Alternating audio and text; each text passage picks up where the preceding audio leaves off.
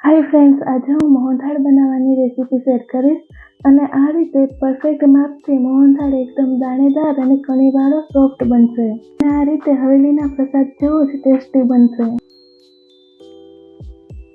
તો મોહનથાળ બનાવવા માટે મેં અહીં ચણાનો ઝીણો લોટ જ લીધેલો છે. કરકરો લોટ નહીં હોય તો પણ સરસ મોહનથાળ બનશે. અહીં મેં 1 કિલો જેટલો ચણાનો લોટ લીધેલો છે. તો સૌથી પહેલા આ લોટને આપણે આ રીતે ચાળી લઈશું.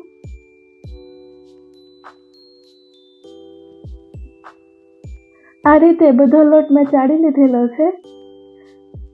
ત્યારબાદ ગેસ પર એક બાઉલ લઈ તેમાં 1/2 કપ જેટલું ઘી એડ કરીશું. ઘી સહેજ હુંફાળું ગરમ થાય એટલે આપણે ગેસ ઓફ કરી દઈશું. ત્યારબાદ આપણે 1/2 કપ જેટલું દૂધ એડ કરીશું અને સરસ રીતે મિક્સ કરી લઈશું. અને આ ઘી અને દૂધના મિશ્રણને લોટમાં એડ કરી દઈશું અને આ રીતે સરસ મિક્સ કરી લેશું. આમ ઘી અને દૂધ લોટના બધા કણમાં પહોંચે એ રીતે આપણે બંને હાથથી મિક્સ કરવાનું છે. આ રીતે ઘી અને દૂધનું ધાબું દેવાથી મોહનથાળમાં સરસ કણી બને છે અને દાણેદાર બને છે. હવે સરસ મિક્સ થઈ ગયું છે. હવે આપણે આ લોટને એક વાસણમાં ટ્રાન્સફર કરી લેશું અને આ લોટને ચાળણીની મદદથી ચાળી લેશું. આ રીતે લોટમાં સરસ કણી પડી જશે. આ રીતે બધો લોટ મેં ચાળી લીધેલો છે. હવે આપણે લોટને શેકવાની પ્રોસેસ કરીશું. તેના માટે ગેસ પર જાડા તળિયાવાળું મોટું વાસણ લેવાનું છે અને તેમાં પહેલા 3 કપ જેટલું ઘી એડ કરીશું. પહેલા આપણે થોડું ઓછું ઘી લેશું કારણ કે જેમ જેમ લોટ શેકાશે એમ ચણાના લોટનું મિશ્રણ પાતળું થતું જશે. ત્યાર પછી ઘી ઓછું લાગે તો પાછું એડ કરી શકાય. હવે ઘી ગરમ થાય એટલે આપણે જે લોટમાં ઘી અને દૂધનું ધાબું દીધું હતું એ લોટ એડ કરી દઈશું અને સરસ રીતે મિક્સ કરી લઈશું. અહીં થોડું ઘી ઓછું થયું છે એટલે આપણે હજી 1/2 કપ જેટલું ઘી એડ કરીશું. આ રીતે મેં 1 કિલો ચણાના લોટમાં ટોટલ 3.5 કપ એટલે કે 700 ગ્રામ જેટલું ઘી લીધેલું છે. હવે સરસ રીતે મિક્સ કરી લઈશું. આ રીતે ગેસની સ્લો ફ્લેમ પર જ લોટ શેકવાનો છે અને સતત હલાવતા રહેવાનું છે. અત્યારે આ મિશ્રણ થોડું ઘાટું છે. જેમ જેમ ગરમ થશે એમ પાતળું થતું જશે.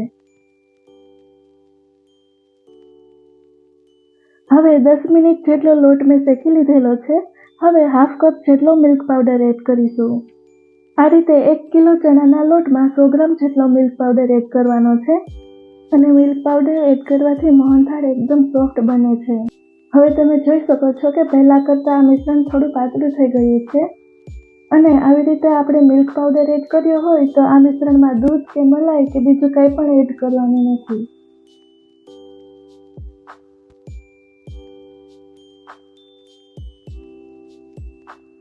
આ રીતે આપણે જેમ લોટ શેકતા જશું એમ પાતળો થતો જશે.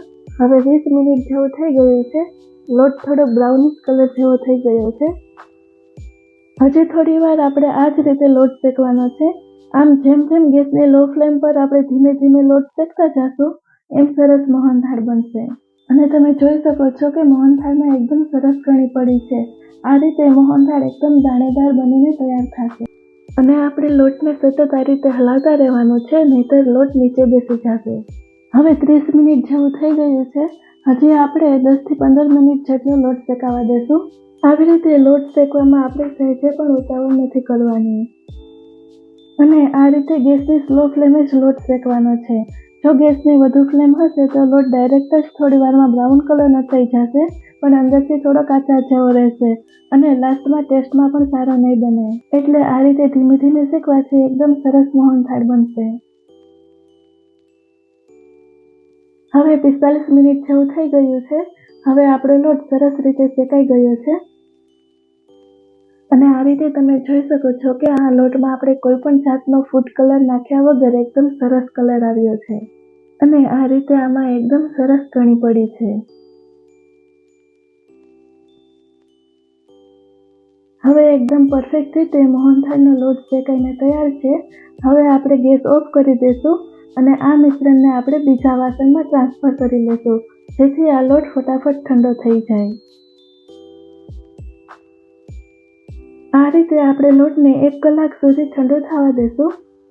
હજી આ લોટ ગરમ છે એટલે આવી રીતના ધીમે ધીમે અંદર શેકાતો રહેશે. હવે આપણે મોહનથાળની ચાસણી બનાવવાની તૈયારી કરી લઈશું.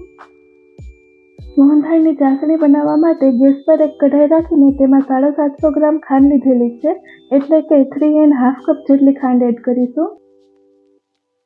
આ રીતે તમે જેવું ગળ્યું ખાતા હોય એ રીતે ખાંડની ક્વોન્ટિટી વધુ ઓછી કરી શકો છો. ત્યારબાદ આપણે 1 કપ જેટલું ખાંડ ડૂબે એટલું પાણી એડ કરીશું.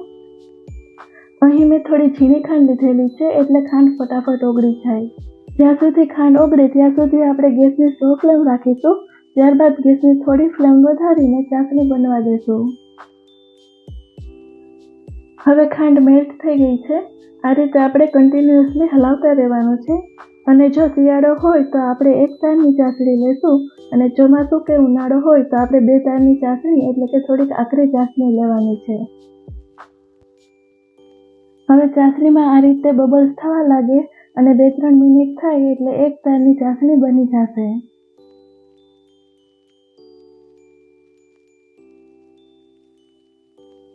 આ રીતે આપણે આંગળીની મદદથી ચેક કરી લેશું. તમે જોઈ શકો છો કે અહીં 1 તારની ચાસણી બનીને તૈયાર છે. પણ અત્યારે ઉનાળાની સિઝન ચાલુ છે એટલે આપણે હજી થોડી આકરી ચાસણી થવા દેશું. એટલે હજી આપણે 2 થી 3 મિનિટ સુધી આ રીતે ચાસણીને ઉકળવા દેશું.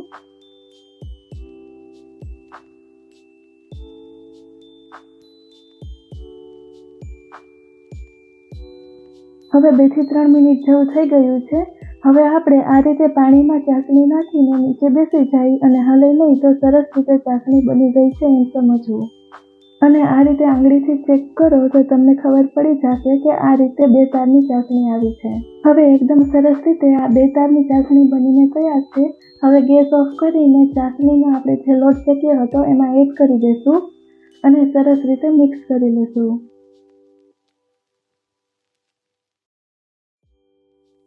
હવે ચાસણી એડ કર્યા પછી મોહનથાળ ધીમે ધીમે ઘાટો થવા લાગશે. ત્યારબાદ આપણે આ મોહનથાળમાં 1/4 ટીસ્પૂન જેટલી એલચી પાવડર એડ કરીશું. તમે આ મિશ્રણમાં જાયફળ પાવડર પણ એડ કરી શકો છો. અને મેં અહીં કાજુ બદામના ટુકડા કરીને રાખ્યા હતા એ એડ કરીશું અને સરસ રીતે મિક્સ કરી લેશું. હવે આપણે આ મિશ્રણને એક ચોકીમાં ટ્રાન્સફર કરી લઈશું. આવી રીતે જેમ મોહનથાળ ધીમે ધીમે જામશે એમ સરસ સોફ્ટ બનશે. અને આ રીતે મોહનથાળને સેટ થતાં 3 થી 4 કલાક જેટલો ટાઈમ લાગશે. હવે ઉપર આપણે થોડું ખસખસ છાંટીને ગાર્નિશ કરી લઈશું.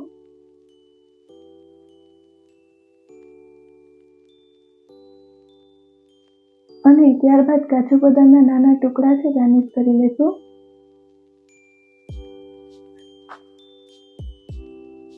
અને આ રીતે જેમ ધીમે ધીમે મોહનથાળ સેટ થશે એમ એકદમ સોફ્ટ બનશે.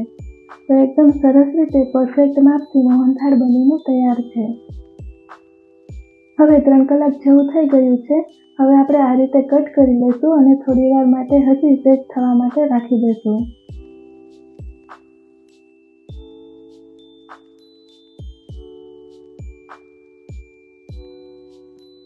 હવે 5 કલાક જેવું થઈ ગયું છે. તમે જોઈ શકો છો કે મોહનથાળ એકદમ પરફેક્ટ રીતે બનીને તૈયાર છે.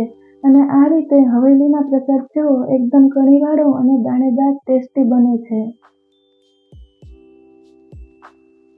અને તમને મારો આ વિડીયો હેલ્પફુલ લાગ્યો હોય તો વિડીયોને લાઇક કરજો, ફ્રેન્ડ સાથે શેર કરજો અને મારી ચેનલને સબસ્ક્રાઈબ કરવાનું ના ભૂલશો. ફરી મળીશું નવી રેસીપી સાથે. Bye bye.